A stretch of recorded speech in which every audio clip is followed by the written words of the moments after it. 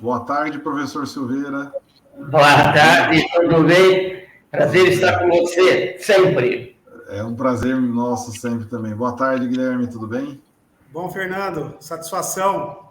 Satisfação Muito grande bom. recebê-los aqui. Obrigado aí pela participação de vocês aí contribuindo. Acho que foi uma iniciativa bem legal de nós três, né, de fazermos esse bate-papo, 3 engenheiros agrônomos, para comemorar o nosso dia do engenheiro agrônomo aí. Tenho certeza que vocês dois têm bastante a contribuir aí com a nossa profissão, de maneira geral. Deve ter muitos engenheiros agrônomos, estudantes de agronomia, futuros estudantes de agronomia assistindo aí. Espero que a gente possa contribuir bastante com o nosso público. Obrigado, Fernando. Na verdade, sim, já conhece a longa data, né? Já percorremos bastante coisa junto aí nesse desafio que a gente vive, né? E vai continuar vivendo dentro do agronegócio, dentro da pecuária. Nós tivemos oportunidades aí de sair de São Paulo, vir para o Mato Grosso, apesar de estar rodando o país inteiro, até outros países, né? Mas a oportunidade de ver o potencial que é o Mato Grosso, né? O potencial que o Brasil tem de produzir alimento. Então, uma satisfação nesse dia do agrônomo, né? Com mais dificuldades que a gente pode enfrentar, a gente vê o potencial que nós temos de sermos o grande produtor de comida para atender a demanda mundial, né? Exatamente. Nada bom estar perto de vocês aí, professor também, mais de 40 anos, né, na atividade, a gente trocando algumas figurinhas e mostrando para todo mundo o que é a profissão, o que fez há 40 anos o professor ir para a agronomia e depois nós, um pouco abaixo, ter ido por esse caminho e os próximos agrônomos que vão estar vindo, o que pode esperar da profissão e os desafios e oportunidades, né? Exato. E nesse contexto, professor, já queria lançar a primeira pergunta para o senhor aí, hoje da nossa live. Conta um pouco para a gente quando que o senhor entrou na faculdade, quando que o senhor se formou. E, na época, a gente sabe que o Brasil era o país do futuro, mas o agro não tinha a relevância que tem hoje, né? Éramos importadores de alimento e tal. O que levou o senhor a optar pela profissão? Por parte, então, nossos cumprimentos e obrigado por responder a primeira pergunta, né? Mas acho eu que, primeiro, vamos falar que eu me formei em 1967, né? Em Piracicaba, na Exalc. Foi a primeira turma de 200 alunos, né? Porque até então variava, já estava em 150, antes foi menos, e assim foi subindo. E na minha foi a primeira turma de 200 agrônomos, né? Eu não tive muita dificuldade em escolher agronomia, né? Porque membros da família já tinham escolhido, não por mim, mas nós vimos o sucesso deles nesta profissão. Meu pai, Sigval Silveira, filho conhecido em Piracicaba por Dr. Vavá.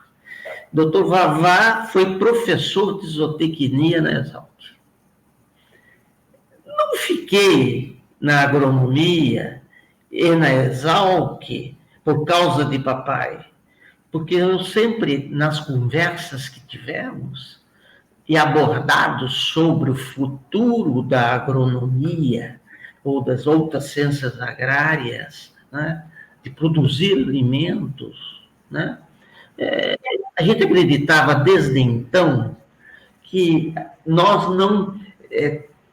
o nosso limite da agronomia não se reside ou não se residia, tá, apenas aos espaços geográficos determinados pelas limítrofes com outros países ou estados, né? Mas ultrapassava, deixando ao longe este aspecto apenas. Nós interferiríamos no desenvolvimento socioeconômico do homem, Ninguém vive sem alimento. Ninguém pode viver ou sobreviver, tá? Se não tivermos uma alimentação adequada. Então, esta é uma importante função hoje, amanhã e ao depois do engenheiro agrônomo. Veja bem, produzir bem e melhor não é só produzir o vegetal, o alimento vegetal primário, mas nós temos que mexer na sua estrutura, modificar enormemente a sua estrutura e transformar em comida pela máquina animal, fazendo uma proteína de alto valor biológico. Sem isso, tá, nós não sobreviveríamos. Então, eu acho que a agronomia tem um aspecto muito maior do que a simples consideração que, quando começa a falar agrônomo, vai produzir alimento. É batateiro, que é o termo usado muito na agronomia. Não, nós produzimos batata, mas transformamos a batata em proteína de alto valor biológico. Só por aí, só por esses dois aspectos, dá para escolher a agronomia e ter certeza que cada vez mais toda a população mundial vai ser dependente dos agrônomos, da agronomia e de outras ciências agrárias, porque nós já deparamos que nós não vamos ser suficientes para atender tudo. Tá? Precisamos dos nossos companheiros, só que nós precisamos aprender sempre, produzir mais e melhor. É isso. E com menos. Essa talvez seja uma grande responsabilidade. Ciência, né? Nós vamos entrar nesse assunto, né? E nós vamos ter que aprofundar um pouquinho mais para ver se nós precisamos ser mais eficientes. Isso nunca vai parar. A eficiência vai nos acompanhar por resto da vida. Quando a gente se acha eficiente, falta um tanto ainda. Tá? Eu, por exemplo, preciso melhorar muito minha eficiência. Imagino que vocês pensam da mesma coisa. Nós nunca seremos totalmente eficientes, senão não precisava de tecnologia. Tecnologia não para. Tecnologia cresce dia a dia. Tecnologia é que nos faz ser melhor. E você, Guilherme, o que te levou a escolher a profissão? Foi um pouco mais complicado, né, Fernando? O professor Silveira, meu pai, falou. Na verdade, meu avô, formado na Luiz de Queiroz, meu pai morava dentro da Luiz de Queiroz, na época o professor morava lá dentro, e eles foram criados lá, tanto ele, que foi professor, formado lá na Luiz de Queiroz, como meu tio, Simval Silveira Neto, que daí foi professor de entomologia. E aí eu ia passar todas as férias lá dentro da Exalc, né? Então, minhas férias era fazer aventura lá dentro da Exalc, né? E então tinha tudo para ser agrônomo, tinha como não ser agrônomo, né? Mas durante um tempo aí, a gente já em Botucatu, né? Fui criado em Botucatu, que meu pai foi para a Unesp, para Botucatu em 70, né? E aí eu nasci em Piracicaba, ainda sou piracicabano, toda a família de exalquiano, e tinha que ter um patinho feio na família, né? Que não ia ser professor e nem exalquiano, né? E Pois aí, você quebrou duas correntes genealógicas aí, a dos exalquianos e a dos professores universitários. É o patinho feio da turma, né? E aí já, na verdade, quando eu comecei a escolher a profissão, na verdade, eu fui, não sei se pode ser induzido, né? Mas eu já participava de tudo que acontecia dentro da Unesp, lá eu já participava, alunos com os professores, ia nos botecos, uma cerveja com os professores e com os alunos. Naquela época, a interação aluno e professor era totalmente diferente, né? Então, a hora que eu tive que escolher a profissão, a dúvida era ser zootecnista ou agrônomo, né?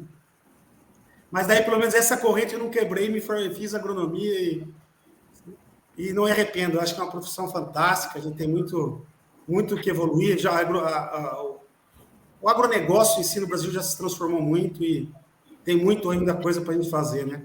E aí, na verdade, me especializei em nutrição, fui para a parte mais de zootecnia dentro da agronomia, e estamos aí. Mas, sem ser induzido, escolhido, mas influenciado, né? Sem ser induzido, mas a influência dentro de casa, com certeza, foi muito boa. E eu passo a pergunta para você, Fernando. E você, como que foi para a agronomia? Eu acho que foi mais ou menos na mesma linha sua, Guilhermão, influência, né? Meu pai não é engenheiro agrônomo, nem professor universitário da área, né? Eu, na verdade, não tinha, quando escolhi fazer Exalc, eu não tinha nem ido para Piracicaba. Eu tinha alguns primos, né? Um primo mais próximo que já era formado lá, me falava bem da escola. Mas a vontade minha, desde pequeno, sempre foi alguma área das ciências agrárias, ou veterinária, ou zootecnia, ou agronomia. Sempre acompanhando meu pai na fazenda, nos arrendamentos, meus tios, né? Tinha influência familiar da produção agropecuária. Meus brinquedos era cavalinho, boizinho, fazendinha miniatura, né? Não tinha carro, avião, como qualquer criança, mas o grosso era isso mesmo. Sempre fui muito envolvido. Sou São Carlense de nascimento, mas fui criado em São Paulo, capital, mas a 2 quadras do Parque da Água Branca, que na minha época tinha exposição agropecuária, tá? Então vivia lá, adorava ver exposição de gado, de cavalos, cavalos principalmente, né? Então minha ligação diária com o agro era lá no Parque da Água Branca. E nas férias sempre procurando estar em fazenda de parente.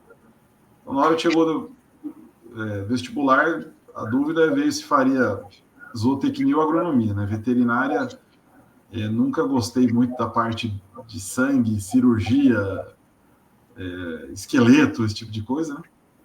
E aí, no terceirão, no último ano de colegial, a adesão veio pela agronomia por ser uma área mais ampla, né? E aí, escolhi Piracicaba. Sou muito feliz na profissão que eu escolhi. Legal. E o bom, pegando o gancho, né? O desafio de nós todos, meu também, o seu, e sempre acompanhando meu pai, né? Sempre foi desafio produzir mais, né? O que eu observo de quando meu pai se formou em 67 para nós que formamos em 98, você formou em 98, né? Não, eu formei em 2004.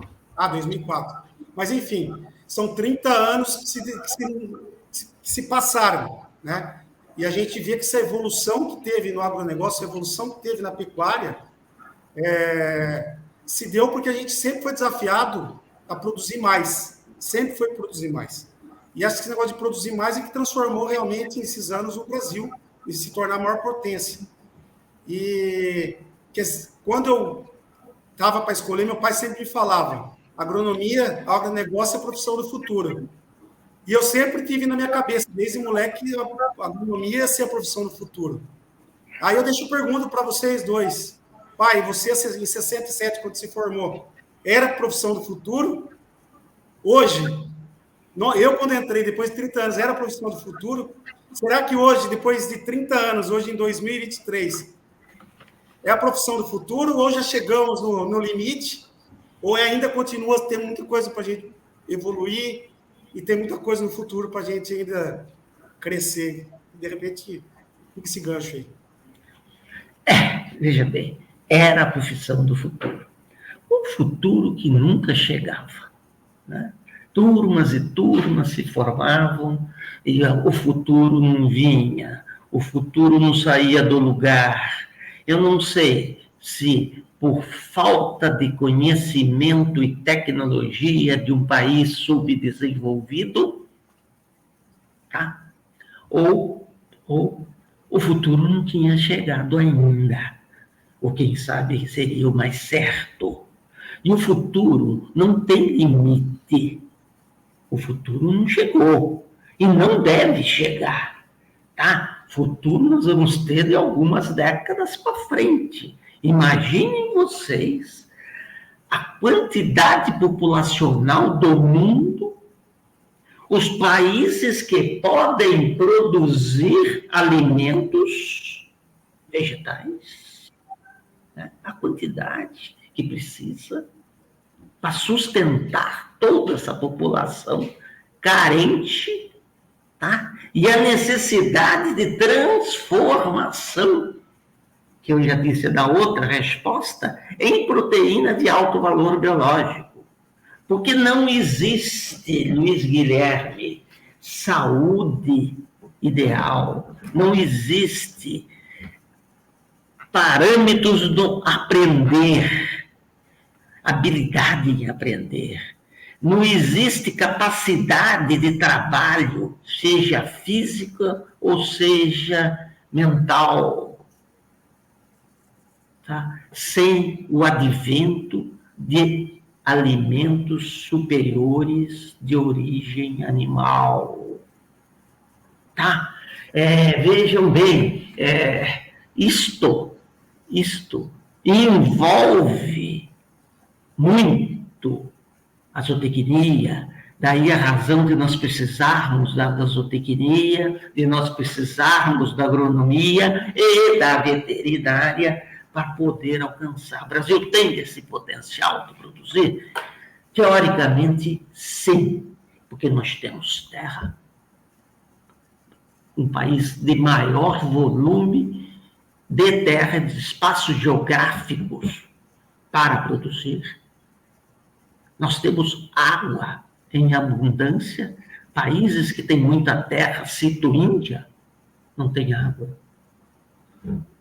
Próprios Estados Unidos, nenhum país Argentina, nenhum país produtor de comida primária, que são os vegetais, e nem outros que podem transformar pela máquina animal em proteínas necessárias, é tido como certo, e todo mundo precisa saber, que toda proteína animal é de primeira qualidade, é de primeira classe. Tem os 10 aminoácidos essenciais para montar a estrutura do animal. Nenhum animal sobrevive sem proteína de origem animal, por causa do valor biológico desta proteína. Quer dizer, nós estamos entrando agora, no país, em produzir mais e melhor a proteína animal. Porque até então, no vegetal, nós somos insuperáveis, né? Mais tempo produzindo, qualidade absoluta, que esses apoios que nós temos nos institutos como Embrapa, Agronômico e outros que tanto tem no nosso país, fizeram uma produção vegetariana extraordinária. Só que precisamos transformar. Precisamos modificar na máquina animal. Segundo cadeias biológicas. É assim que funciona o mundo, um comendo o outro. Não é isso? Desde a bactéria até a minhoca, os insetos, até os organismos superiores. Não precisa pôr todo mundo nisso, né? Um comer o outro. Mas, então eu não vejo, veja bem, eu não vejo que nós chegamos, hoje, chegamos no futuro que falavam. Por um momento, quase que sim, que já estão reclamando. Você sabe que a ONU, FAO, já estão dizendo ou pedindo para todos os países produtores de alimento, que podem produzir alimento, teriam que aumentar, para a década de 30, pelo menos 20% em suas produções, para dar alimentação para o mundo. Todos deveriam aumentar 20%. Pensando no nosso caso, nós teríamos que aumentar 40%. 20% para ceder para a ONU e 20% para nós comermos.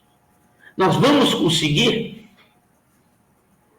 Então, venham mais 1000 perguntas.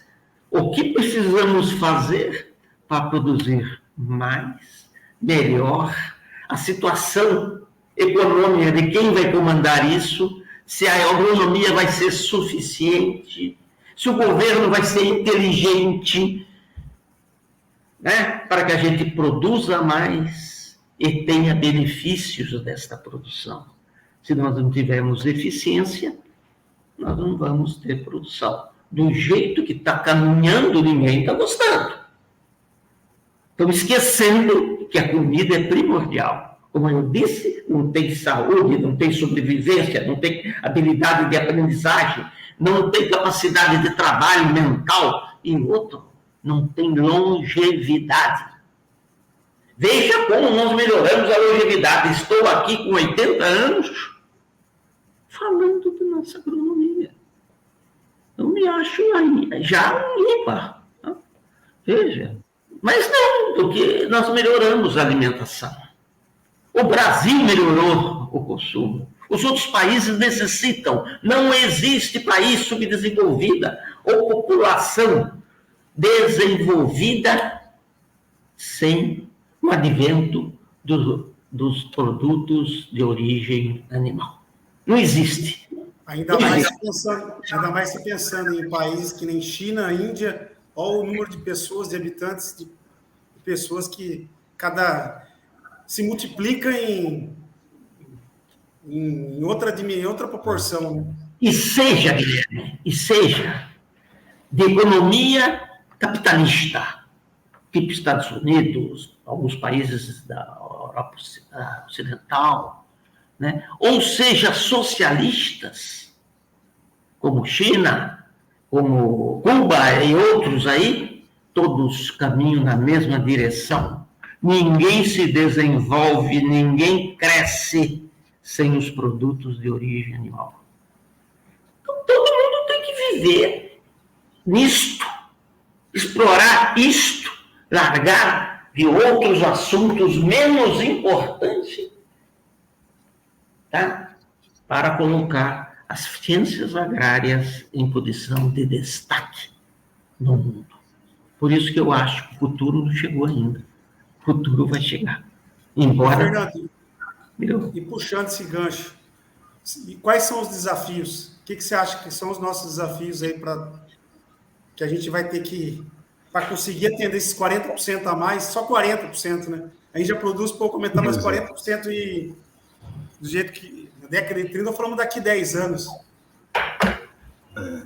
Olha, é até difícil pensar racionalmente, acho que a gente tem que imaginar mesmo o que vai ser daqui para frente, mas os desafios atuais, eles já existem e são enormes, né? Então, acho que primeiro vamos listar, o Brasil hoje ele é protagonista, ou o primeiro ou o segundo maior produtor, exportador mundial de vários produtos, né? Carne bovina, aves, suco de laranja, soja, milho, enfim.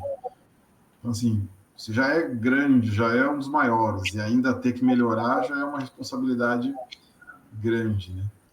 Além disso, a gente sofre pressões da própria opinião pública, né? Que, na minha visão, muitas vezes é influenciada sem ciência. E eu vou dar um exemplo aqui. Tem 2 recentes da última semana, né? Um deles é dentro de casa, com a esposa dizendo que ouviu falar que o leite não era tão bom assim, né?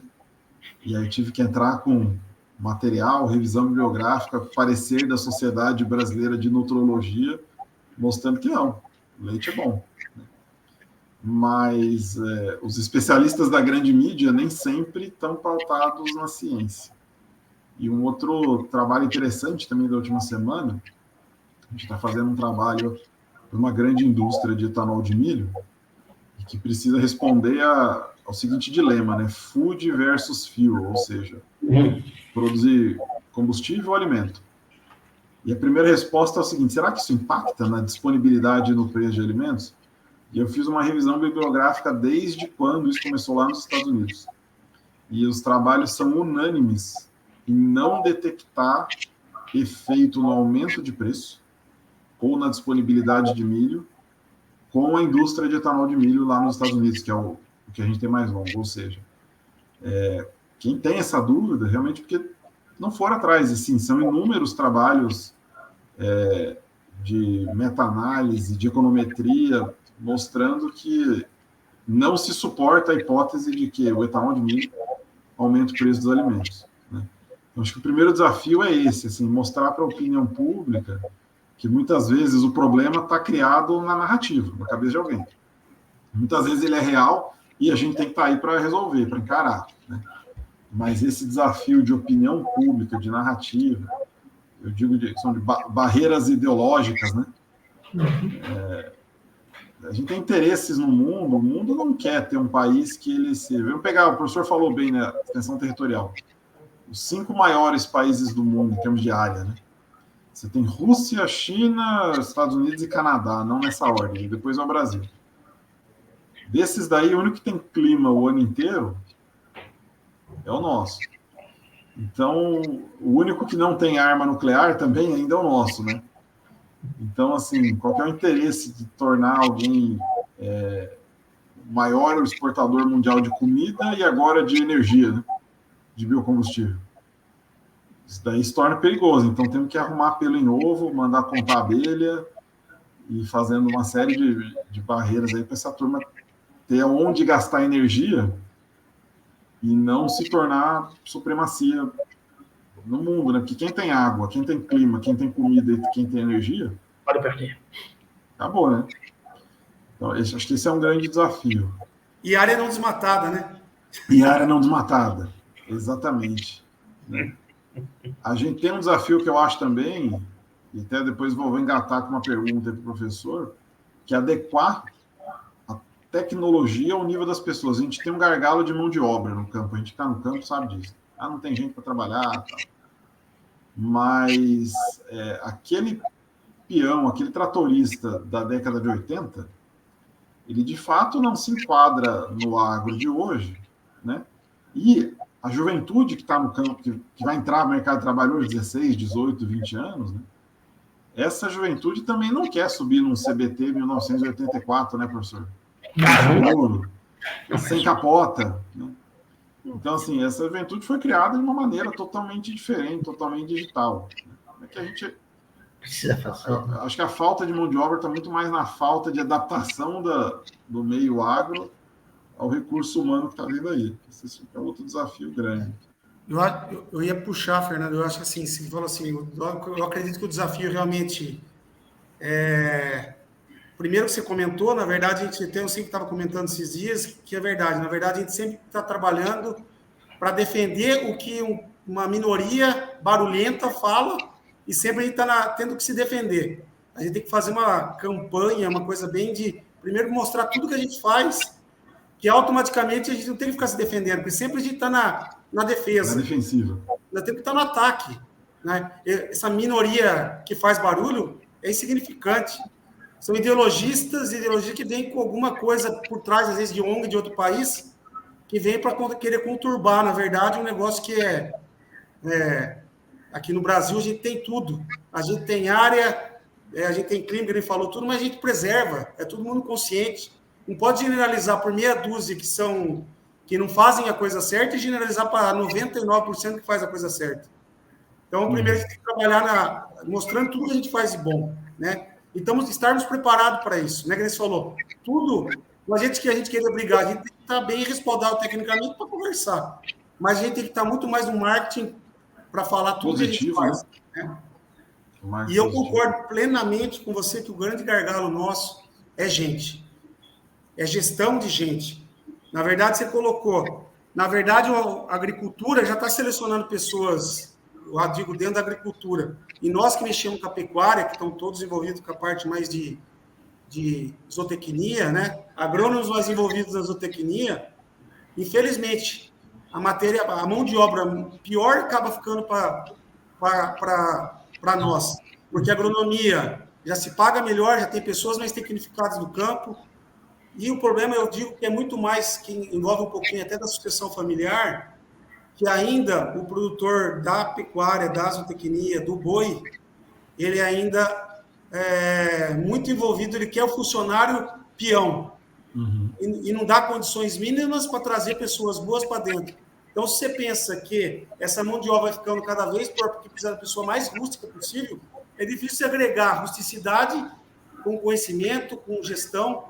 Então, assim, ou nós vamos mudar o jeito de encarar o funcionário que a gente precisa para poder remunerar melhor. Realmente ter um cara que é gestor da fazenda, da pecuária, senão a pecuária não vai acompanhar. Ou eu vou dizer assim, quem continuar dessa forma pensando, vai acabar saindo fora da pecuária. Porque se a gente não tem em qualquer negócio um propósito firme, uma gestão dos números, dificilmente a gente vai conseguir deixar essa fazenda ser rentável e eficiente. Porque rentabilidade só quer dizer uma coisa, está totalmente ligado com eficiência. Então, assim, deixa para a gente poder discutir um pouco mais para frente, ou teremos pessoas realmente gestoras dentro da nossa fazenda, com propósito claro, ou vamos querer ter peão lá na fazenda. Tem muita gente que escolhe ainda que o gestor bom é aquele que pega a fazenda e roda inteirinha a cavalo. Rodar cavalo é lazer. O cara tem que ser ágil, rápido. Será que vai ter que ser o cavalo a forma de ser o gestor da fazenda? Ou ele ter tempo para rodar a fazenda inteira, mas de uma forma mais rápida, e ter tempo de planejar, de acompanhar o que está acontecendo na fazenda, de gerir a fazenda. Só foi com uma deixa que eu acho que o pecuarista vai ter que mudar o jeito de entender do que ele precisa de gerir a fazenda. Nesse caminho de evolução tecnológica, eu vou contar uma experiência pessoal até, para a gente imaginar o que vai ser para frente. Eu não lembro quando foi, mas eu lembro que era antes dos anos 2000, porque eu entrei em 2000 na faculdade e eu não estava na faculdade ainda.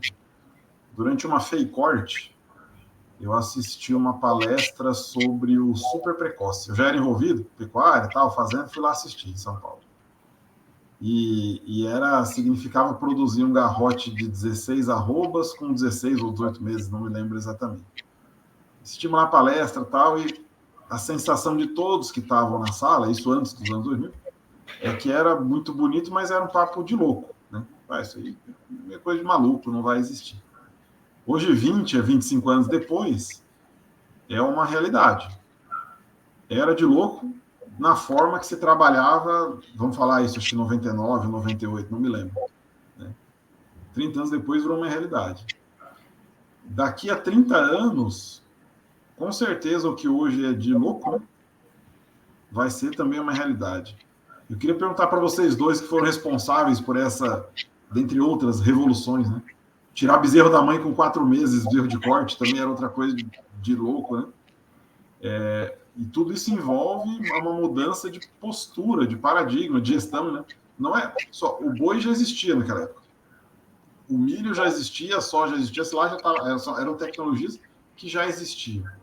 Agora, juntar essas tecnologias num pacote ou num manejo para fazer um animal com menos de 2 anos, com as 16 arrobas, e hoje já foi esperado, né? Na verdade, hoje se consegue animais com 16 arrobas, já está do passado também. Isso requeria não é só conhecer tecnologia, conhecer estava lá. Era juntar os ingredientes da maneira certa, com a pessoa certa, com os equipamentos certos. Tá? Então, o que vocês enxergam daqui para frente, professor e Guilherme? O que vai ser de nós na pecuária? O que vai exigir do pecuarista e do agrônomo, né? Para que ele não fique para trás? Legal, Fernando. Eu acho que ainda, sei lá, tem bastante coisinha que dá para colocar aí. Eu vou emendar essa pergunta, acho que deixar o meu pai falar primeiro. Assim, eu queria entender também assim, qual que era a visão dele. Eu era novo ainda, eu tinha nada de mercado, nada de experiência, quando eu comecei a viver dentro da realidade que foi, naquela época, o boom do subprecoce, né? Isso em 90 e poucos. E acho que uma das coisas que me fez ir para a agronomia, para a zootecnia, foi esse negócio do subprecoce, né? E qual que era a visão dele? Por que tinha que fazer alguma coisa tão radical e diferente? Como ele enxergava isso? E, de repente, essa visão dele, há 30 anos atrás, pode ajudar a gente a pensar alguma coisa para os próximos 30 anos. E, né, o que vai ficar? O que a gente tem que pensar? O que aconteceu? O que tinha que acontecer? Por que criou o subprecoce? E só lembrando, assim, para os mais jovens que devem estar assistindo, que a gente não está falando de um super precoce na data de hoje, né? Era numa época em que se castrava boi engordava com 4 anos, a pasto. Essa era a realidade, né? Eu me lembro muito nos arrendamentos do meu pai esperando boi de 3 anos, 2 anos e meio, com 380 quilos para castrar. para ficar mais um ano. E aí chega um doutor lá de Botucatu falando que não, você com 16 meses, 18 meses, 16 arrobas. A turma falou, não, esse cara é doido. Bom.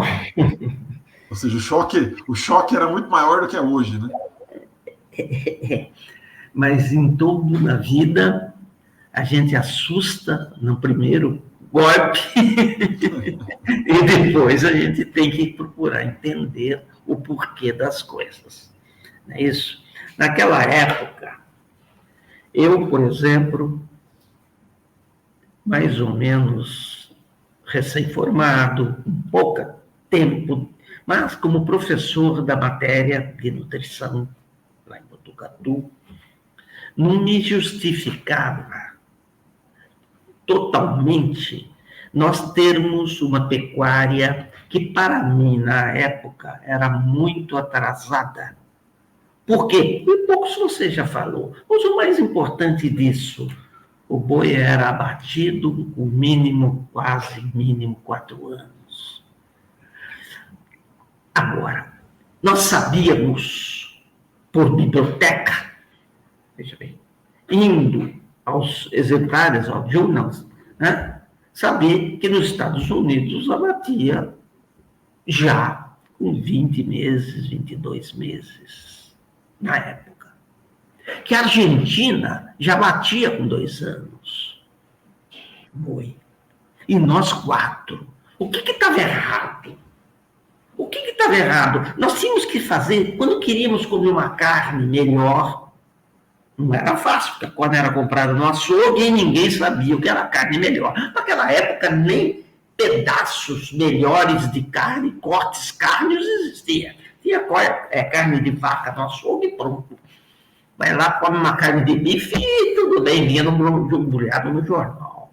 Isso no interior. Que eu sou do interior. Agora, por que em outro lugar tem e nós não temos? Eu, como professor, não temos que saber. Começamos a investigação. Por que nos Estados Unidos, então, começamos a ter um relacionamento melhor? Para saber o que eles faziam. Já de cara descobrimos que a raça Nelore era uma raça mais tardia. Então era mais difícil de você fazer um boi mais precoce com uma raça tardia.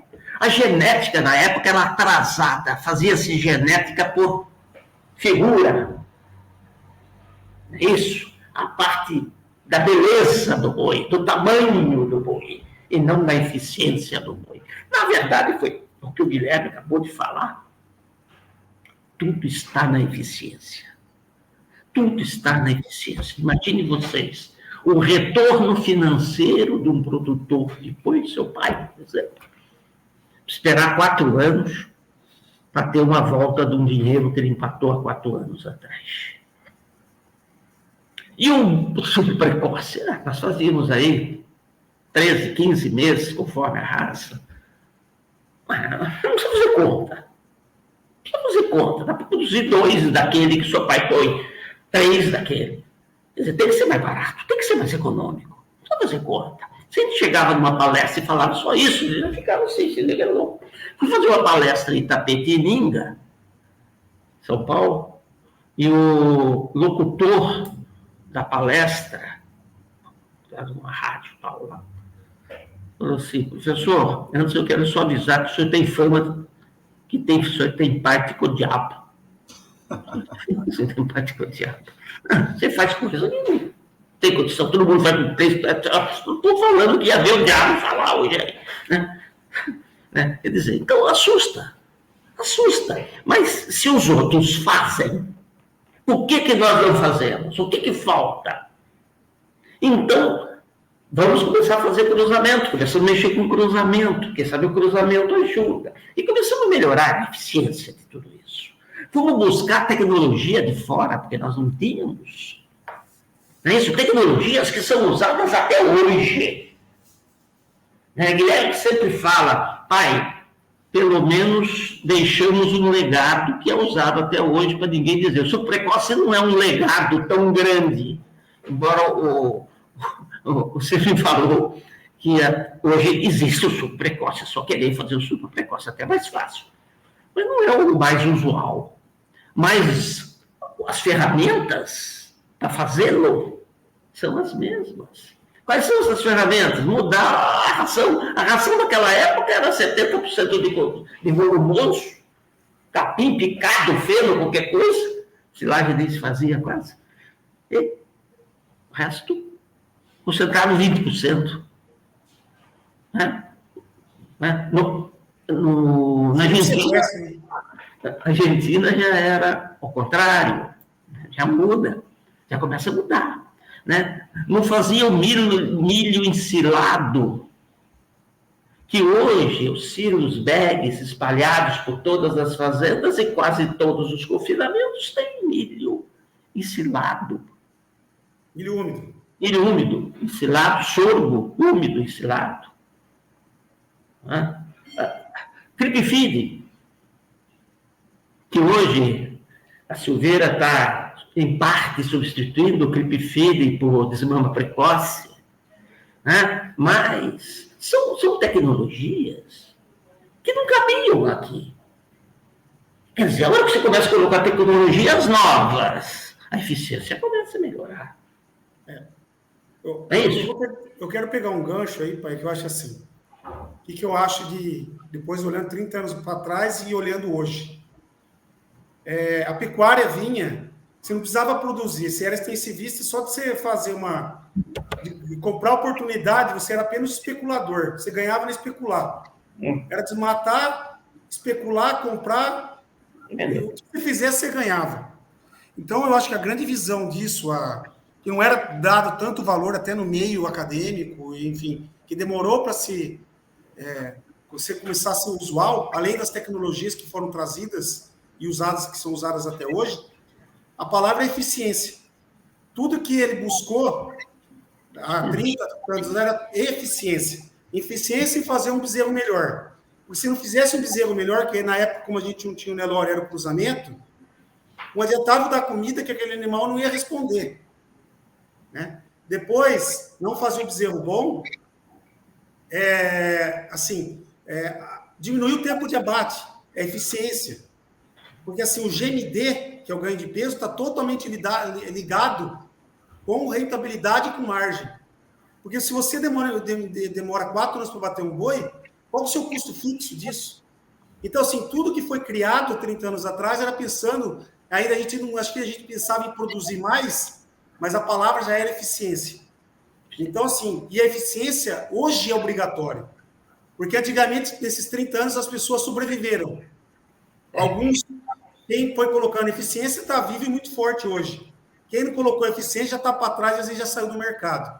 Agora, eu vejo que os próximos 5 anos, ou a pessoa realmente é eficiente, ou eles têm os números na mão para realmente usar a eficiência, ou ele realmente vai sair fora do mercado mais rápido.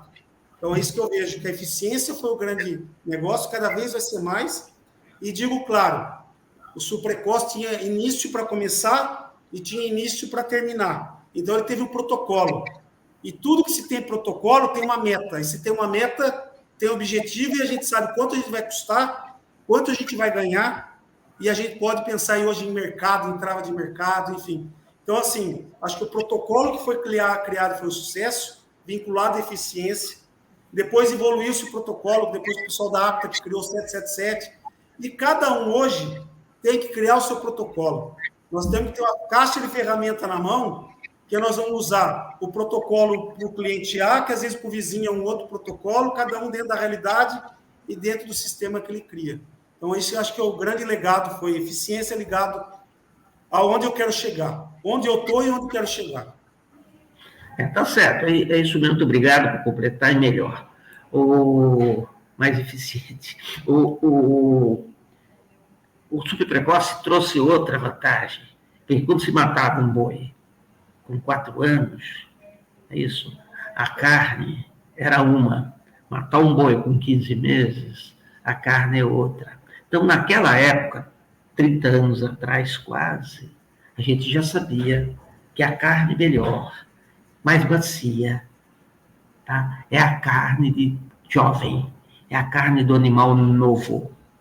Tá?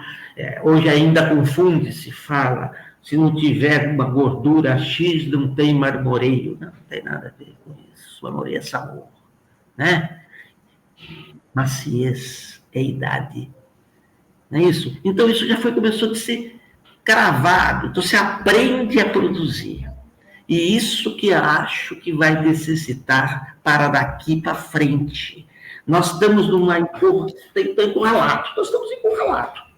O boi não sobe, a matéria-prima está cara, e o que nós vamos fazer? E precisa comer, e precisa comida.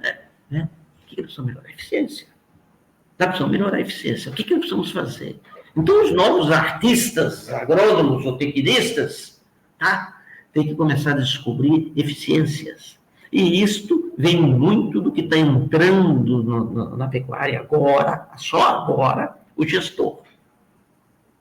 O gestor, que é começar a mexer, tá? Largar da cartilha que vovô fazia, que papai fazia, que eu fazia, que o meu administrador fazia.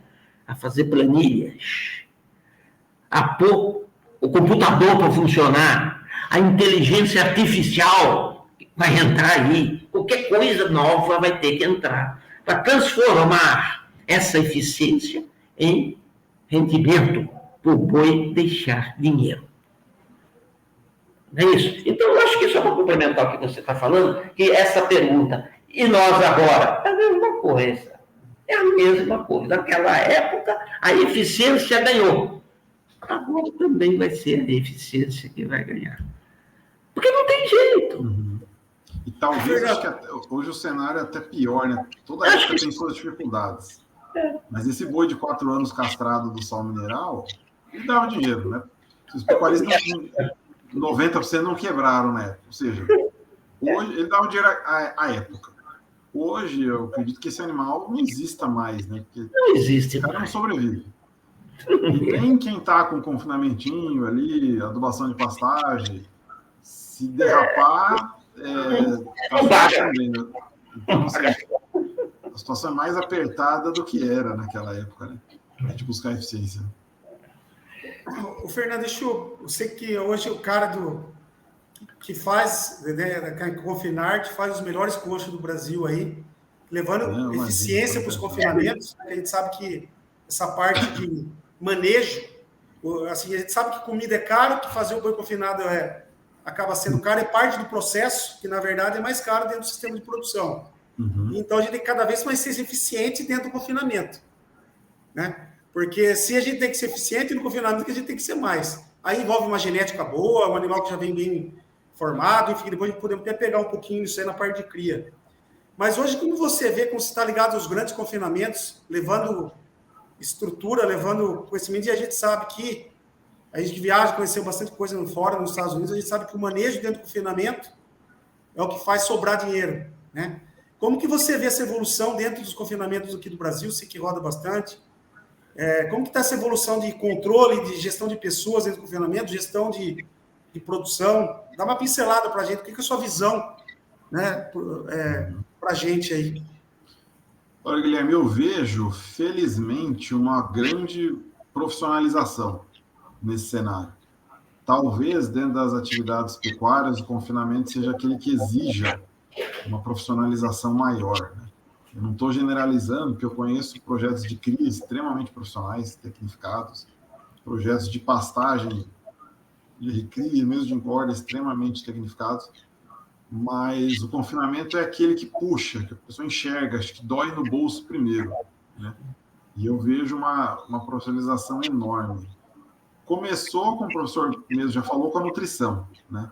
Então, assim, melhorou-se a nutrição a ponto de hoje eu dizer que a gente está equiparado aos melhores do mundo, Estados Unidos, Argentina, né? Em termos de nutrição, de uso de aditivos. Esse acho que foi o primeiro legado vindo dessa onda e aí do super precoce, mas não só, professor Silveira, né? Foi melhorar a nutrição. Aí, eu não diria que bateu no teto, porque o teto nunca existe na ciência. Na hora que você chega num teto, aparece um maluco lá e mostra que aquele teto já era piso, né? Mas a gente chegou muito próximo assim, de incrementos decrescentes em termos de nutrição. Aí veio genética. Para fazer super precoce há 30 anos atrás, tinha que ter cruzamento.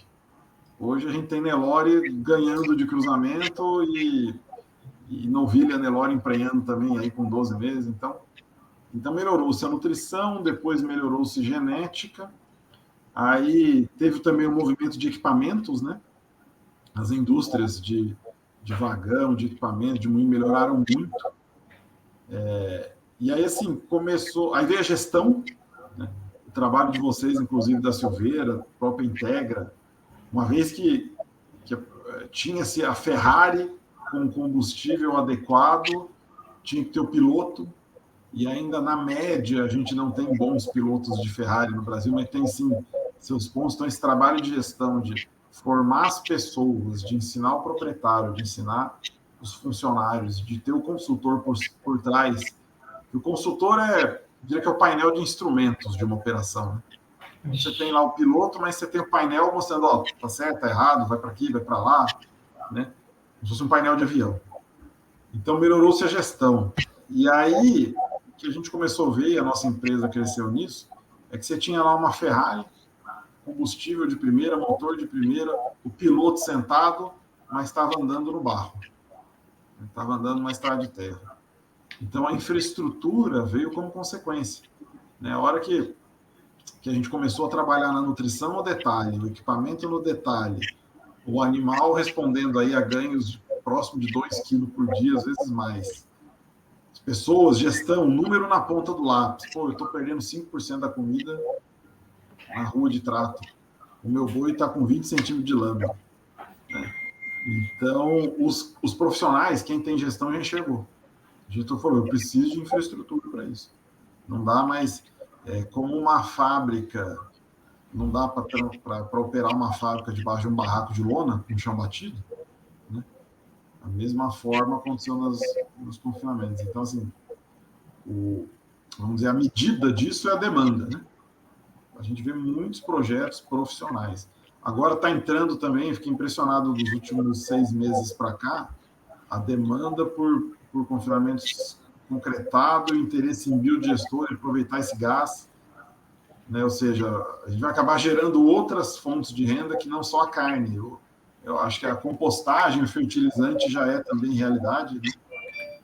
Um dia até achei engraçado, até um cliente nosso, agricultor, quer dizer, pecuarista, de origem e tal, e que já estava bem consolidado também na agricultura. E a gente, numa reunião, falando de número, de confinamento, tal, ele falou, deixa eu falar uma coisa. Tudo que você está me falando aí, se nada disso acontecer, o boi pelo menos cagar, ele vai, né? Vai. Então tá bom, só fertilizando a lavoura já está garantido. Aí já me dá um colchão de segurança para investir no confinamento. Então a gente tem os fertilizantes, vai entrar o gás ali para cima, e aí entra o nosso outro papel do engenheiro agrônomo, que é cuidar do meio ambiente também, como foi a integração lavoura-pecuária. Então, esse é o movimento que eu vejo. O confinamento puxa tudo isso. Né? E aquilo que era um problema ambiental, que era um resto, não vou tirar esterco da minha baia porque custa caro. Aí o boi enterrava até a canela. Aí o cara tira com um custo, não é um custo fazer reforma da baia. Ele enxerga que aquele custo, na verdade, economiza para ele, às vezes, 50% da adubação da área dele. Aí o que era custo passa a ser interessante. Pô, eu vou gastar só o diesel de tirar e ganho adubo. Né? E o papel da gestão está aí, tem que mostrar para essas pessoas aonde que está doendo, a causa da ferida. O buraco está ali, ó. E aí o mercado começa a enxergar que, pô, então precisa ser mais eficiente, uma coisa puxando a outra. E quem acorda antes, né, ganha mais dinheiro, ou não perde no momento desse ano que a gente passou terrível, né? Você deve ter clientes aí que ganharam dinheiro mesmo nesse cenário. Né? Esse cara é quem vai comprar ou arrendar a fazenda do desiludido, do que perdeu dinheiro. Cara, só nessa conversa aí já deu uns 3, 4 insights que eu queria perguntar, mas tem que escolher, né? Quando perder o foco até. Que assim, esse assunto gera muita coisa. ILP, compostagem, metano, carbono, já foi juntando tudo que a gente está conversando aqui. Nós, como ficamos no meio da agricultura e a pecuária, esse sinergismo é sensacional, né? Na verdade, é um ajudando o outro, eu acho que é um crescimento, um aprendizado que essa somatória é bom para todo mundo, é bom para para a agricultura e bom para a pecuária. Mas antes de entrar nesse assunto... Veja os limites da agronomia como aumentaram. Pois é. Eu queria só dar um gancho, assim, até pegando, assim, a gente fez fechamento de um grande grupo de confinamento por 3 anos, avaliamos mais de 600 mil cabeças, né? E um confinamento que é bem gerido, bem tocado, enfim, com bastante números na mão. E mesmo assim, a gente viu que 25% dos animais confinados davam prejuízo. 50% empatava. E 25% pagava a conta de todos esses animais confinados durante esses 3 anos que a gente fez. E aí nós fomos avaliando e afunilando onde que estava isso, né? Já que alimento é igual para todo mundo. Lógico que variava de planta para planta, mas, enfim, o que era? Aí nós fomos olhar e identificar que isso chamava-se genética. E a hora que você faz o prato feito no confinamento, fica fácil de balizar, bom, o prato feito é igual para todo mundo. Por que tem boi que ganha peso e traz rendimento e ganha de carcaça e outro não? Aí volta na eficiência de novo, né? E a hora que você fala em confinamento, cara, a gente tem que ser um cara que, para ser confinador, eu falo, é diferente do cara em perfil de cria. O cria é conservador. É aquele cara que faz tudo no detalhe, é muito mais artesanal, é muito mais... não é diferente do cara que mexe com a recringona, é diferente do cara que só mexe com confinamento. O cara de confinamento tem que ser bom em mercado. Ele tem que ser bom em comprar o boi, ele tem que ser bom em comercializar o boi, em comprar comida, e tem que ser bom de jeito ir lá dentro do confinamento. É isso que a gente conversou. Então, assim... E selecionar o boi bom também, Guilherme. Estou impressionado com esse número de vocês. Assim, me mostra que 75% dos animais não estavam dando lucro. Exato. E num universo grande, 600 mil cabeças... Olha isso. Não é um ciclo completo, ou seja...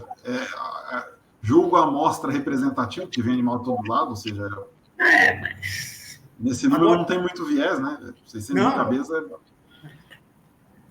A eficiência...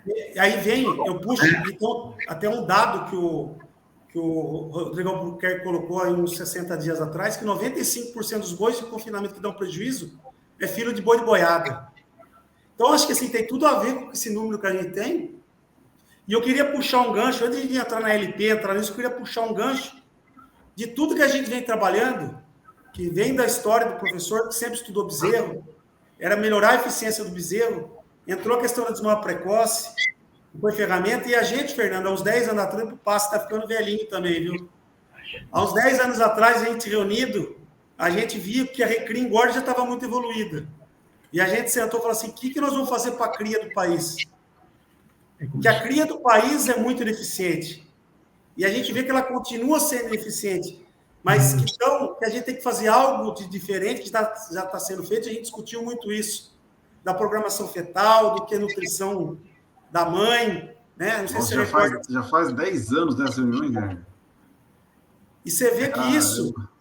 Será que esse bezerro bem feito, com a genética diferenciada, que a gente fazer? Trazer uma genética boa, se a gente não cuida da mãe. Então, eu queria puxar esse gancho para você, Fernando, para o meu pai, que esse bezerro que vai ser diferente, que a gasolina de avião que nós vamos colocar na hora de chegar no confinamento, será que nós estamos colocando em um Fusca? Será que nós temos que fazer uma Ferrari para colocar essa comida cara, para produzir esse boi bom?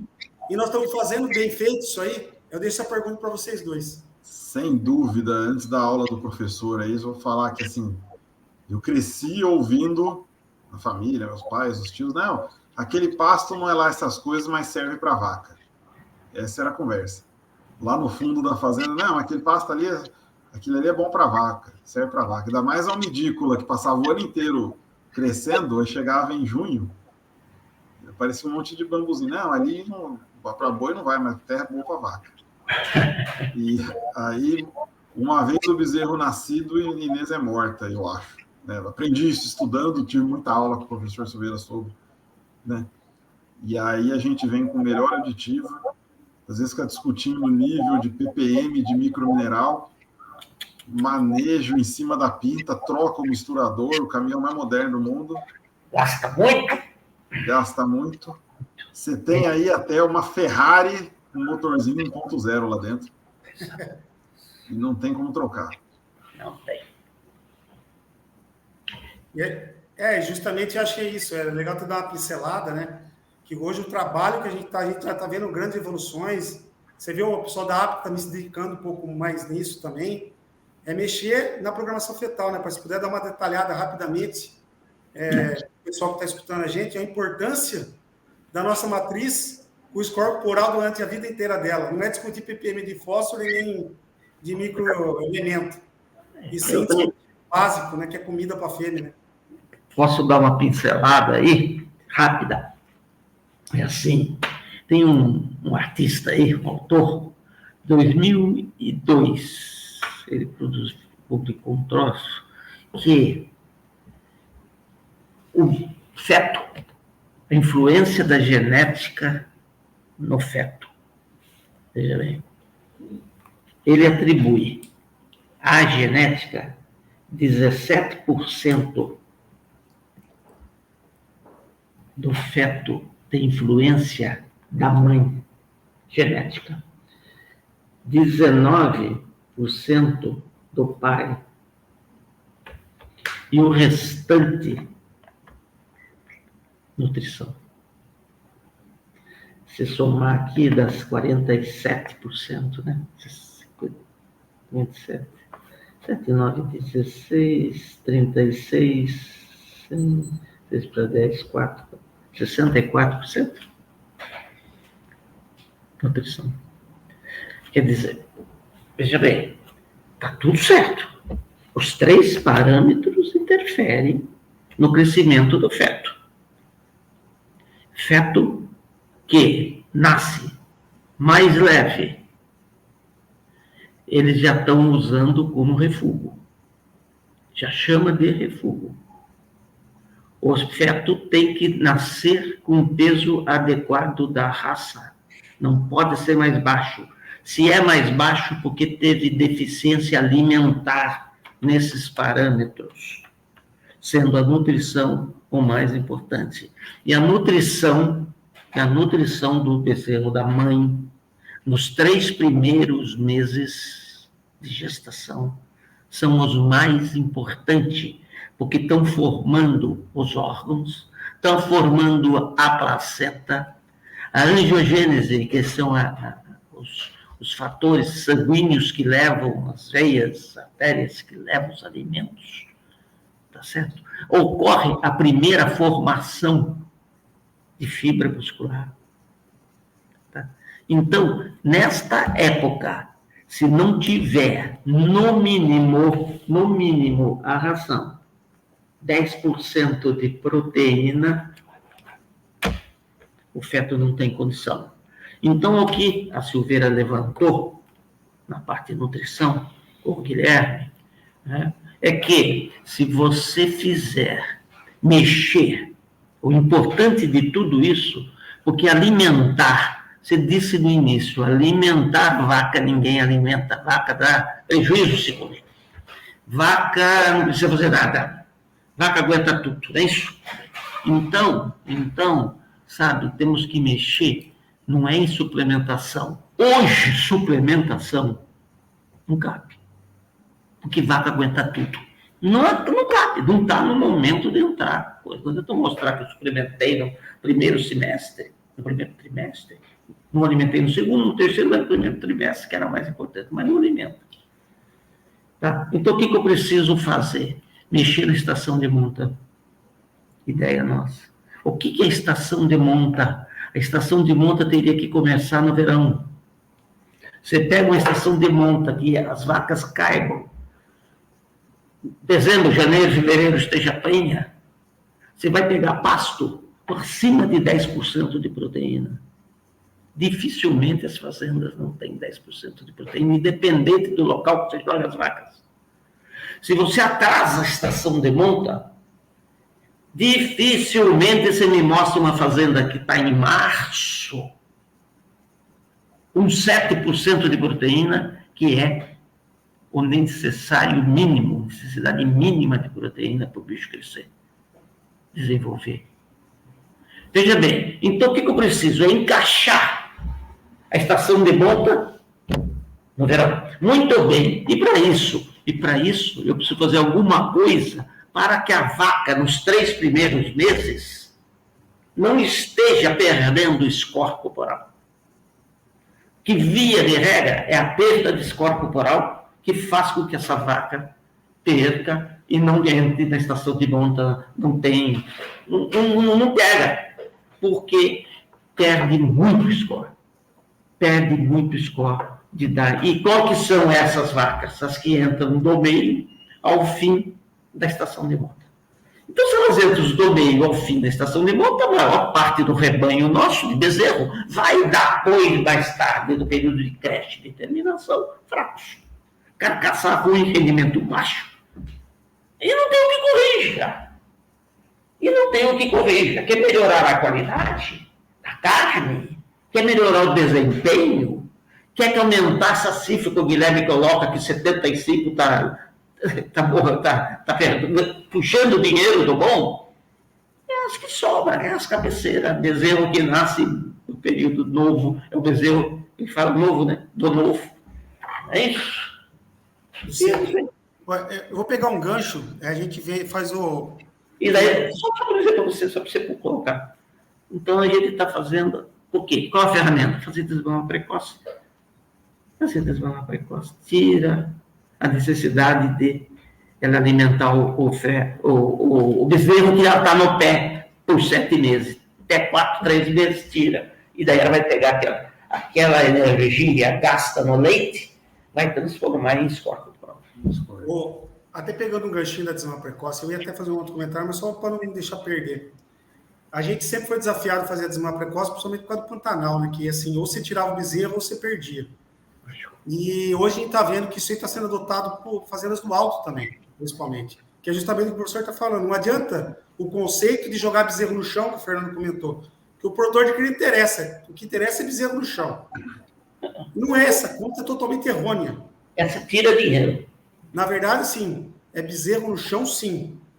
Mas que quilo de bezerro que a gente desmamou por vaca que foi exposta? Essa que paga a conta.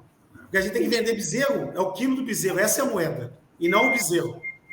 Né? E a desmama precoce... Pode falar. Não. Quando você tem gestão, eu falo que a gente tem cria lá em casa, né? Quando você tem vacas identificadas individualmente, fazendo não é no Pantanal, é no alto, no cerrado, né? O que você enxerga? Você consegue ver aquelas vacas que produzem os piores bezerros. E aí, uma. A maioria delas, você vai ver a vaca que já está velha, acima de 10, 11 anos. Eu busco vaca longeva, mas chega uma hora que ela não dá na conta. Né? São 3 seleções que eu acabo fazendo no meu sistema. A primeira é prenhez. Deu vazia, acabou. Desde a novilha. Deu vazia, ela está fora do sistema. Agora, tem aquela que emprenha e desmama, mas o bezerrinho sai ruim. Em vacas jovens, isso é meio raro de acontecer. Tem uma porcentagem pequena. Mas aquela vaca mais velha, isso acaba acontecendo. E se você não enxerga isso, se é só na prenhez, ela fica lá te produzindo bezerro de 170 quilos até ela não aguentar mais comer. Né? A hora que você identifica essas vacas, opa, essa daqui nem vai para a minha estação de monta. Então, o que a gente faz? Na desmama do bezerro, só que ela está prenha, né? Pô, de novo o bezerro ruim, essa daqui já vai para o lote que ela nem vai entrar no protocolo de ATF. Isso. E aí ela pariu o bezerro lá em janeiro, fevereiro, já está na hora de tirar. Você mata ela gorda, a pasto, sem suplementação, ela não aperta a tua lotação da seca. E o que acontece? Porque eu tenho um histórico, né? Dela, do bezerro. Geralmente, professor, esse último bezerro que você tira dela, ele é melhor do que a história do bezerro. Porque ela era ruim por algum motivo, né? Desmamar bezerro de 170, 180 quilos, 175 quilos. Aí você tira o bezerro, ele vai sair da desmama precoce com 200. Né? É uma ferramenta de você melhorar bezerro ruim nesse ponto, né? E, lógico, tira a mãe dele do sistema, por algum motivo. E eu acho que, assim, eu vejo que a desmama precoce cada vez é uma evolução maior, que é uma ferramenta que todo mundo tem que usar dentro da fazenda para alguma categoria. Não é para todo mundo, vaca do cedo, vai desmamar um bezerro pesado, porque pegou o verão, está tudo tranquilo.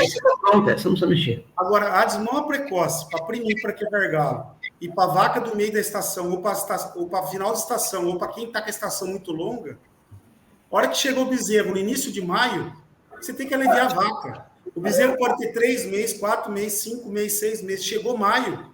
Esse é o manejo. Em maio, desmama todo mundo. Quem deu idade Vai lá, quem não deu idade vai para desmama precoce. Vai tirar dinheiro.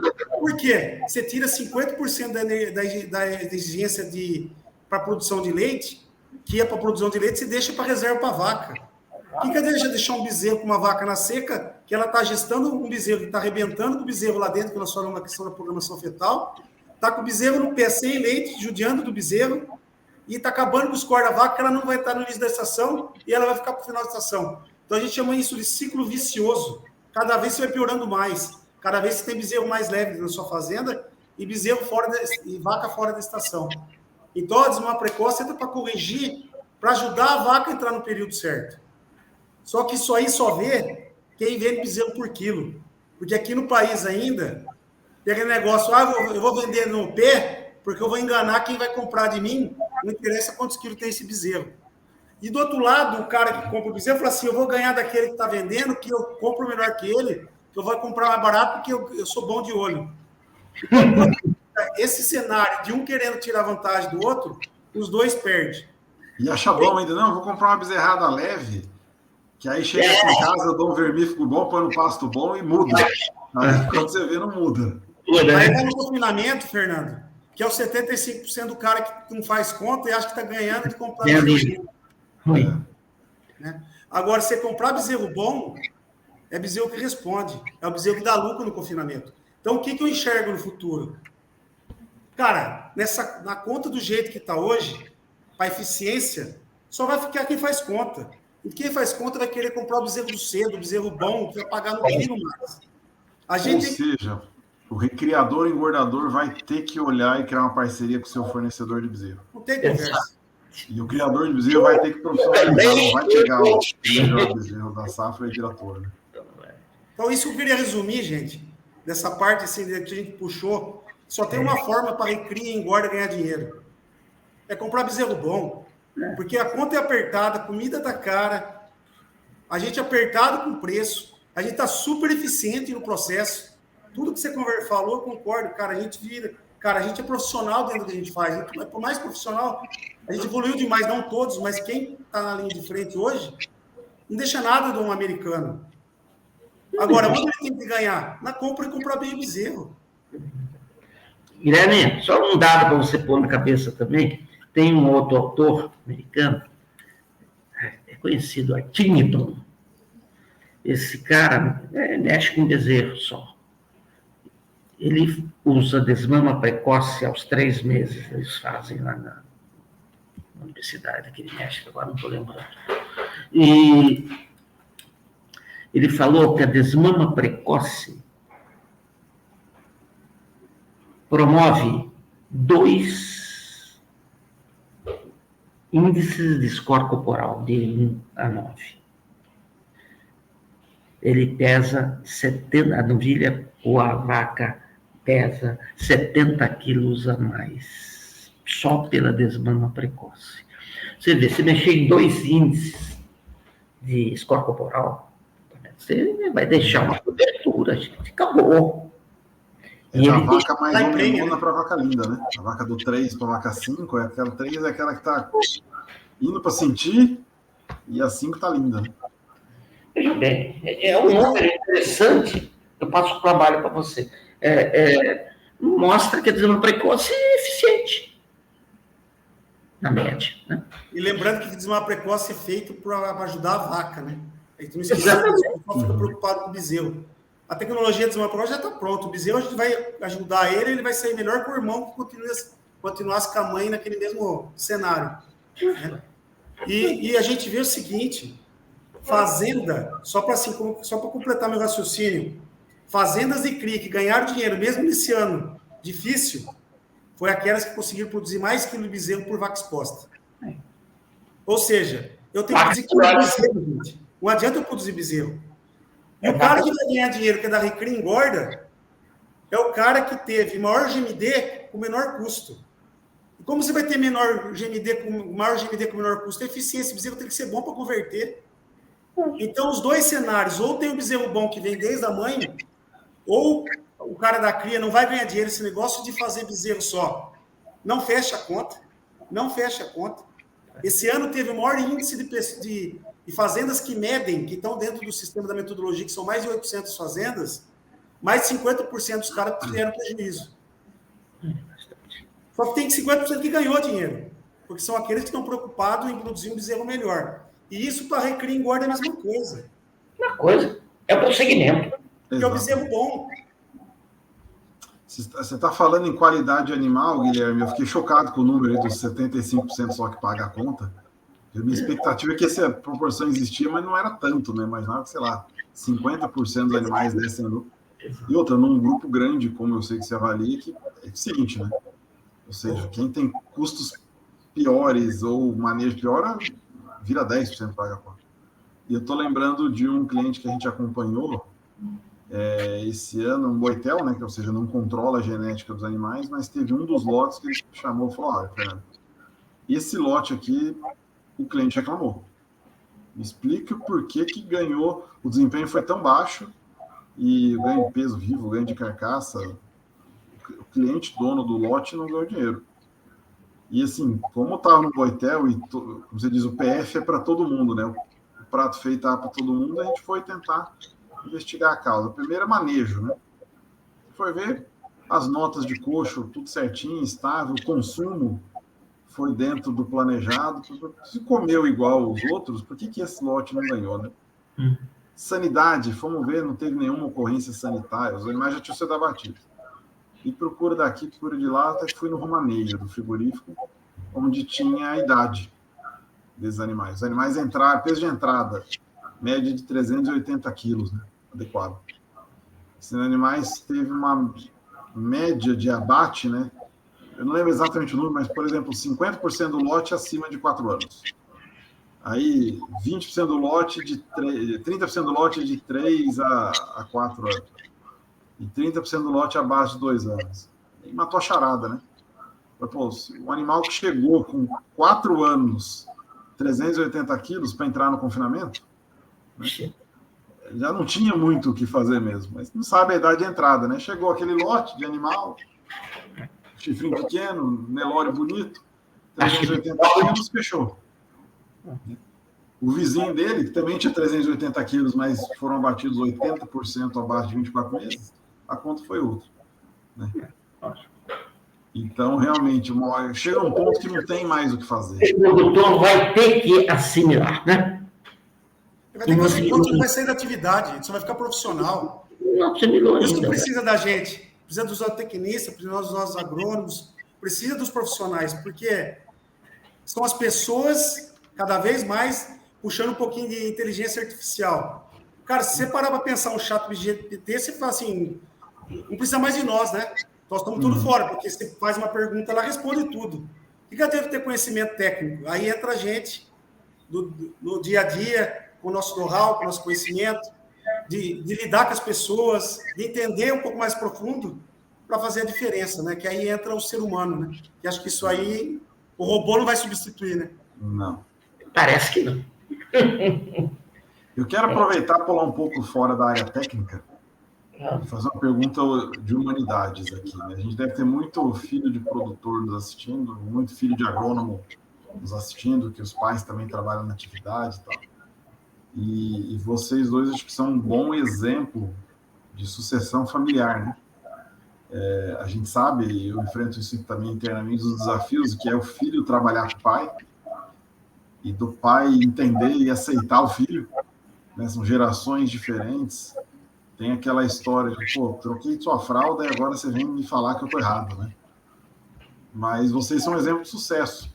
Então, eu queria ouvir de vocês dois aí como é que é trabalhar pai e filho e o que aqui vocês atribuem ao sucesso. Porque a gente vê muita gente que não consegue trabalhar com pai, não consegue trabalhar com filho.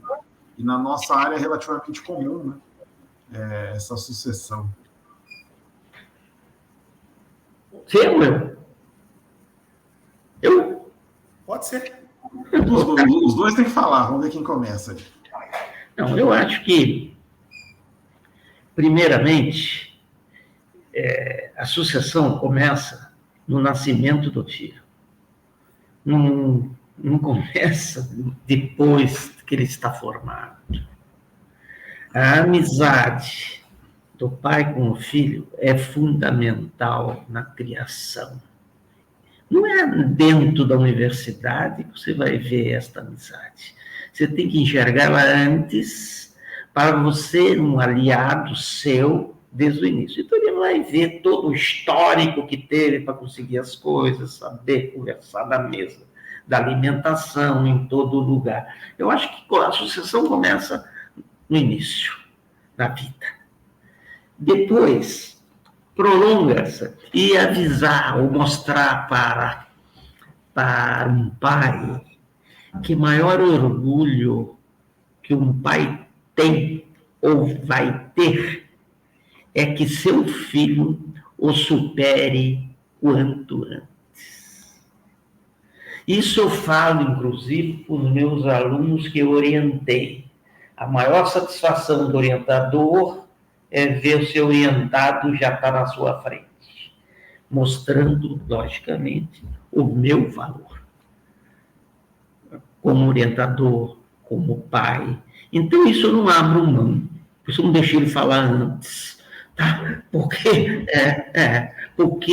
eu que fico orgulhoso, e não ele, eu, de ver ele sobrepondo, indo bem em todo lugar, falando bem, sendo aceito na comunidade.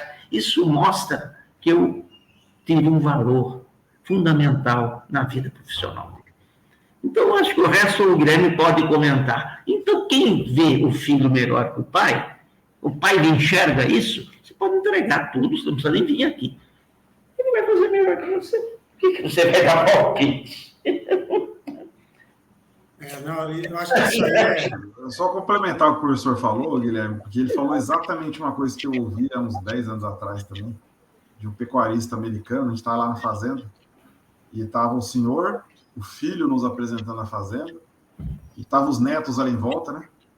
E aí a gente perguntou para ele o que o senhor fez para conseguir ter essa sucessão, e o filho, seus netos estão aqui. E aí ele falou, não é uma frase que eu responda uma pergunta. É um livro que você escreve desde quando o filho nasce, né? E o professor falou exatamente isso daí. Agora vamos ver do lado do filho, Guilherme. Agora, eu acho que tem que fazer, não é tão fácil assim também, não, né? Fernando, não, e colocar, eu acompanho o Vinícius também, você fazendo a mesma coisa, né? Andando a cavalo, fazendo isso, já seguindo os passos, né? Montando, já fazendo o hipismo clássico, que legal. Exatamente, tem tentado. Que legal, a gente... e outra, até comecei falando quando eu escolhi fazer agronomia e zootecnia, na verdade foi o que meu pai falou, na verdade eu estava no primeiro colegial, ia visitar a fazenda, atender clientes. Até pegar um exemplo, nós fomos juntos, ele me levou, estava no primeiro colegial, perdi uma semana de aula, nós fomos visitar na época a fazenda lá do Lacir de Moraes, né, pai? Ele pegou e falou assim, vamos junto lá que nós vamos ver. Itamaraty. A Itamaraty, inclusive do pai do Joca, que era o administrador. Francisco, né? E o Joca depois veio até trabalhar com a gente, formou lá em Botucatu, e isso marcou. E foi uma das coisas que definiu eu fazer o negócio. Na verdade, eu já estava escolhido porque já estava sendo feita uma sucessão, né? Na verdade, o companheirismo, enfim.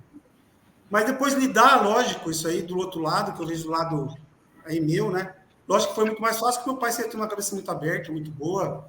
E divergência tem, e vai ter por gerações diferentes, o jeito que ele enxerga, o jeito que eu enxergava e do jeito que minha filha enxerga. Mas a amizade é a maior coisa, que é superior a qualquer coisa. Mas o que me marcou mais na sucessão, eu vejo, é lógico. Meu pai sempre foi referência, até no meio da coisa, acadêmico, assim, para mim era muito difícil, né? Como eu ia atuar no meio, junto com ele, e como que eu iria para mostrar, né? Alguma coisa, ele sendo uma pessoa referência, com conhecimento invejável, com uma cabeça muito boa que tem até hoje. O desafio do filho do Pelé, né? Como é que o filho do Pelé vai jogar futebol, né? Esse é um desafio grande. Né? E não dá certo, aí é muita coisa. Não, assim, nem vejo dessa forma, mas enfim, mas ele tinha um conhecimento técnico muito grande, né? E uma das coisas que me fez, assim, cara, eu tenho que ser diferente também, né? Se eu for fazer a mesma coisa, realmente vai sobrepor, né? E ele pegou isso já formado, já feito mestrado, começando o trabalho, sempre deu autonomia para para eu tocar, dar as cabeçadas e aprendendo, né? E até chegou um momento que ele chegou, quando eu vim para o Mato Grosso, né? Ele viu uma oportunidade e falou assim, não, a oportunidade está lá. Ele me tirou de Botucatu, ninguém acha que quer o filho longe, né? Pôs eu no avião e falou assim, ó, vem aqui conhecer um lugar, que aqui vai ser o seu lugar. Me pôs aqui, isso em 2006, 2007, e fez deu tudo para que eu pudesse mostrar meu serviço, junto, sempre do lado, a gente conversa aí 1 vez, 2 vezes por dia, fazendo a mentoria. Então, assim, ele, assim, é totalmente, acho que mérito, e conseguir fazer sucessão muito mais dele do que o mais novo sempre acha que sabe mais, né? Tá bom, não sei que sabe mais. Eu queria que fosse assim. É diferente, que o pai já está passado, enfim, a gente tem essa... Mas é assim que é. Sensação. Mas, assim, ele sempre complementou. Então, assim, sempre nas dificuldades, ele deixou eu poder voar, tomar as cabeçadas, aprender a fazer a extensão, que, na verdade, eu deixei de ser professor, que foi uma coisa que pus na minha cabeça, que eu queria ser diferente, e poder pegar todo o conhecimento e a prática, todo o conhecimento que, na verdade, tinha, e levar para o campo para fazer parte de extensão. Acho que essa soma que deu certo. E ele, como meu guru sempre, continua até hoje. E isso a gente tenta replicar dentro da Silveira da mesma forma com os nossos. A gente dá asa para as pessoas, dá condição, e a gente está atrás dando suporte. E se pudesse dar um conselho para um filho que está enfrentando o desafio de trabalhar com o pai, começando a vida, em uma frase, o que você daria, Guilherme? Eu vejo assim, eu vejo, por exemplo, o agronegócio, a agricultura, a sucessão é bem mais simples. Porque o filho, eu vejo assim, principalmente no Mato Grosso, a agricultura é um pouco mais recente, a sucessão já é um pouco mais simples, em grandes casos. O filho já está junto e acompanhando desde novo. Já estão tocando lá o negócio. A gente vê muita sucessão dando certo. Eu vejo que o pecuarista é um pouco mais difícil, porque o filho foi criado longe. E é justamente o que o professor falou. Por que foi criado longe? O pecuarista teve que desbravar tudo sozinho. Ele exerceu uma função muito mais desbravador, de rusticidade, de abrir tudo sozinho, na força, na coragem. Então tem um valor que é imenso. Foram eles que abriram o norte, o Mato Grosso, o centro-oeste. Só que aconteceu, os filhos não foram acompanhar. Os filhos ficaram aonde? Estudando, se aprimorando, viraram engenheiro, viraram médico, viraram advogado. Então, a sucessão é mais complicada de ser feita porque não tiveram essa tratativa mais antes, né? Então, eu vejo que, assim, hoje tem uma forma que eu vejo que ajuda a trazer isso aqui mais próximo. É a parte de gestão, para ajudar a trazer os números e aproveitar todo o conhecimento, tentar o pai ficar próximo, usando ele, todo o conhecimento dele, não na parte de número, na parte de gestão, mas na parte de estar de conselhos, de escutar conselhos, escutar alguma coisa, tentar aproximar para o pai dessa forma, mas que use os números e as informações para ele ajudar a tomar decisão. Porque ele, como veio com esse conceito novo dentro da pecuária, ele já tem esse conceito dentro do ramo de serviço dele. Pode ser no médico, na advocacia, né? Ele só gera através do número. E ele conseguir trazer isso para a pecuária, aproveitar o pai como mentor, não para a parte de número, mas sim para a parte do que ele viveu, mas ele ter os números na mão para saber tocar e ajudar as duas coisas para fazer tocar fazendo, fazer essa junção.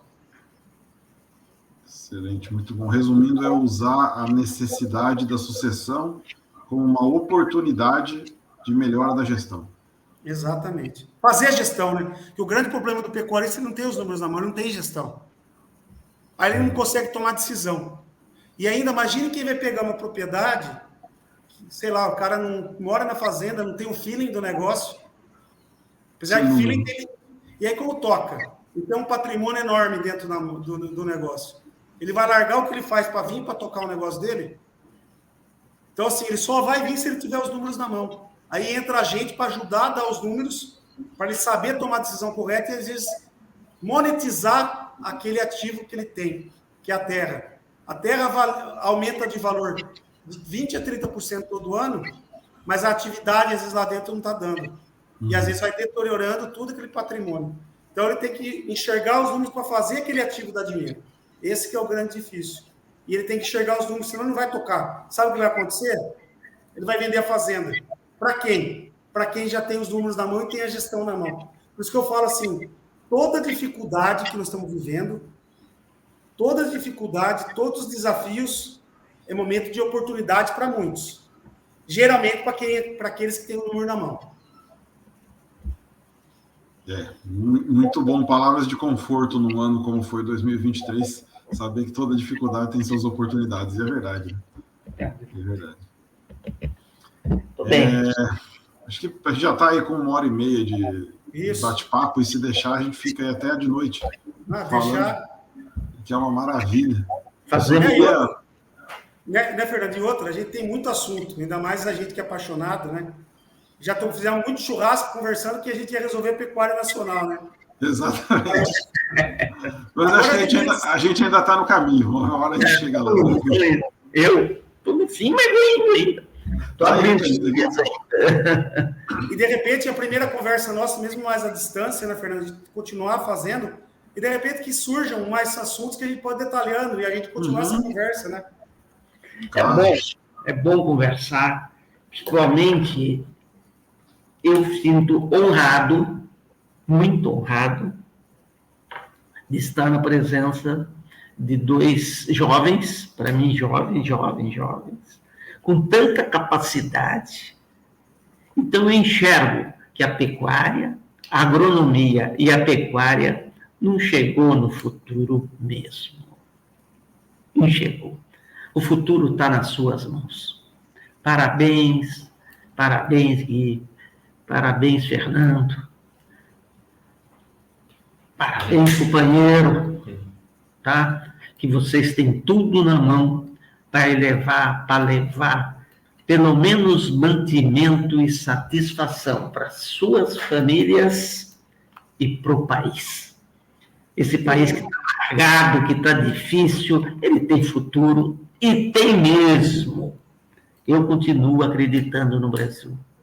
E vendo isso hoje, eu vendo que vocês têm muito o que falar, muito o que dizer, muita experiência acumulada já. Imagina quando vocês chegarem na minha idade, aí vazar para todo lado. Aí. Parabéns, Fernando, parabéns, Guilherme, pela iniciativa. E eu me coloco sempre à disposição sua, se precisar alguma coisa, mas eu enxergo em vocês muita maturidade. Graças a Deus, eu posso pendurar a chuteira feliz. Eu acho que, assim, tudo vai evoluindo. O grande desafio nosso, cada vez mais, eu entendo, acho que tecnicamente, o Brasil evoluiu demais. Eu acho que, assim, o que foi feito pela pecuária, que começou com o professor, tem tantos professores, tantos técnicos, que ajudaram a chegar no grau de conhecimento que nós temos hoje. Eu digo que o Brasil tem mais conhecimento hoje que qualquer país, que a gente tem muito mais diversidade. E a gente tem muito mais conhecimento, tem muita coisa para evoluir. Mas eu acho que, assim, cada vez mais, o que vai ser decisivo são as pessoas. São os mais jovens que estão chegando, com inteligência artificial, com pessoas muito mais capazes de informação mais rápida que a nossa. Esse é um desafio para nós, mais velhos, conseguir acompanhar essa geração nova. Na verdade, nós temos que se adaptar a eles, senão nós estamos fora.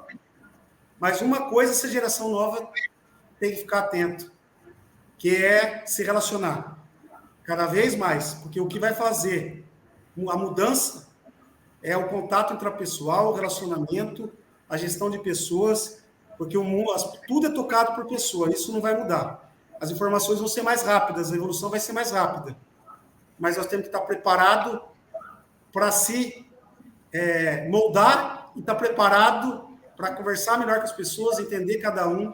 Acho que essa vai ser a grande evolução para o próximo passo e para os próximos anos. Então, eu acho que esse é o desafio nosso, o meu desafio. Estou fazendo um MBA em gestão humanizada para isso, saindo um pouco da técnica e indo para isso. Eu acho que esse é o desafio, né? E estamos prontos para estar conversando, Fernando. Satisfação estar com você, muito conhecimento. Fernando, toda vez que a gente se junta, traz tanta informação, uma visão global enorme que tem, uma visão mundial, um cara que tem um conhecimento super bacana e é sempre bom estar falando com você, Fernando. Imagina, a satisfação é enorme a minha de estar recebendo vocês dois. É um prazerzão. Dois grandes amigos de nível pessoal, não só profissional. O professor Silveira não foi meu professor durante a faculdade, mas foi meu professor nos outros 20 anos fora da faculdade. Depois, ainda hoje, misturas de reunião, churrasco e aula, era tudo junto ali. Cerveja, churrasco, bioquímica, ponto da carne, metabolismo fetal. Sempre aprendi muito com o senhor, professor, tanto do ponto de vista técnico quanto humano. Guilherme não precisa nem falar também, um grande amigão mesmo, e quando a gente se junta, as ideias fervilham, né? E foi excelente fazer esse bate-papo em homenagem à nossa profissão, que nós três amamos. Espero que sirva aí de motivação para muitos outros engenheiros agrônomos, futuros engenheiros agrônomos, ou quem se interessa pela área. Mesmo para quem não é engenheiro agrônomo, né? Acho que a nossa profissão todo mundo usufrui, né? Como diz o outro, né? Advogado, às vezes não precisa de um advogado, médico, poucas vezes precisa de um médico, mas a nossa profissão, todo mundo precisa, todos os dias da vida, pelo menos 3 ou 4 vezes por dia, né? Então, que esse bate-papo seja bom também para os não engenheiros agrônomos, né? Com certeza. Muito bem, muito bem. Muito bom. Pela iniciativa, Guilherme, Fernando. Muito obrigado. Vamos junto. Obrigado. Tem muito assunto. Faltou a gente falar de LP, de faltou mas se deixar falar, eu acho que podemos fazer outra, qualquer mais. Exatamente. De repente a gente... Vamos ver como é que vai ser a repercussão desse nosso bate-papo e a gente marca conversas aí periódicas mais tarde. Coisinha ainda para falar, ou coisonas. Mas então tá bom. Obrigado, Guilherme. Obrigado, professor, pelo tempo de vocês aí. Obrigado. Prazerzão. Um abraço. Fernando, e a única coisa que eu posso falar, depois que você foi embora, diminuiu o número de churrasco, que barbaridade, está na hora de você voltar. Ah, não, então eu vou para aí só para fazer churrasco, então, senhor. Acabou o churrasco. Foi para resolver. Maurício ficou bariátrico e não faz mais churrasco. Tá perdido, então. Perdido. Deixa que eu já vou comprar as passagens programadas para a gente resolver esse problema. E nem falando da carne vermelha ainda. Exatamente. Vamos ter que marcar outro bate-papo para isso. Então. Brigar com os veganos. Abraço. Um abraço. Tchau, tchau.